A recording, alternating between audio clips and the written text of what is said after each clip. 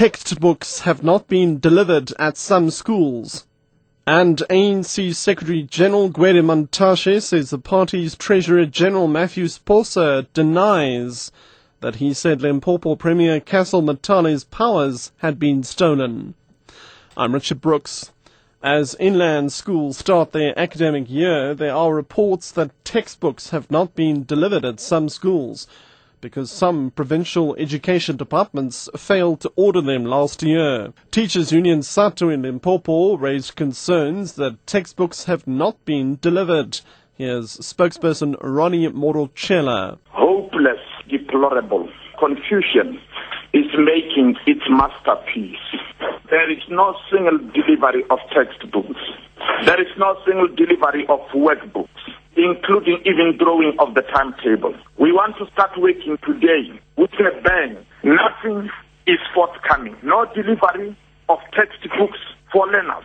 No delivery of workbooks for our members so that they could be assisted in their delivery and the implementation of the new curriculum. Limpopo's Education Department spokesperson Pat Homo. The issue of textbook is becoming an issue which is blown out of proportion. The textbooks we are talking about is that these are top-ups. They are not.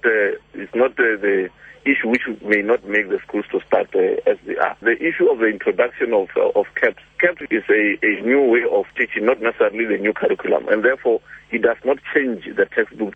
ANC Secretary-General Gwede Mantashe says the party's Treasurer-General Matthew Sposa has denied that he said Limpopo Premier Castle Matale's powers had been stolen. Weekend reports said that Sposa had defended suspended Youth League President Junius Malema, saying the party had no dustbin for comrades. The reports also said Sposa had accused the national government of stealing Limpopo Premier Castle Matale's powers. Mantashe elaborates. His explanation is that he never talk of stealing. He talk of actually the need for the province, if he had any problems, to raise it with the ANC, which is nothing wrong in principle. And the emphasis we're putting is that when such thing is said in the middle of a storm and a crisis, it is going to be given all sorts of interpretation. The daughter of Cuban President Raul Castro says the island's lawmakers will consider legalizing same-sex civil unions this year. Mariela Castro, a prominent gay rights activist, says a preliminary proposal to modify the country's family code is undergoing legal study and is on the legislative schedule for 2012. Many gays and transsexuals suffered persecution during the early years after the 1959 revolution, but attitudes have become more tolerant.